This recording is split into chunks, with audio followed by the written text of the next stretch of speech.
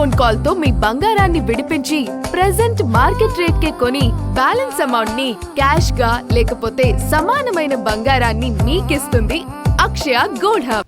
మహారాష్ట్ర పాల్ఘర్ జిల్లాలో ఓ private helicopter పాఠశాల మైదానంలో అత్యవసరంగా ల్యాండ్ అవడం స్థానికంగా కలకలం రేపింది.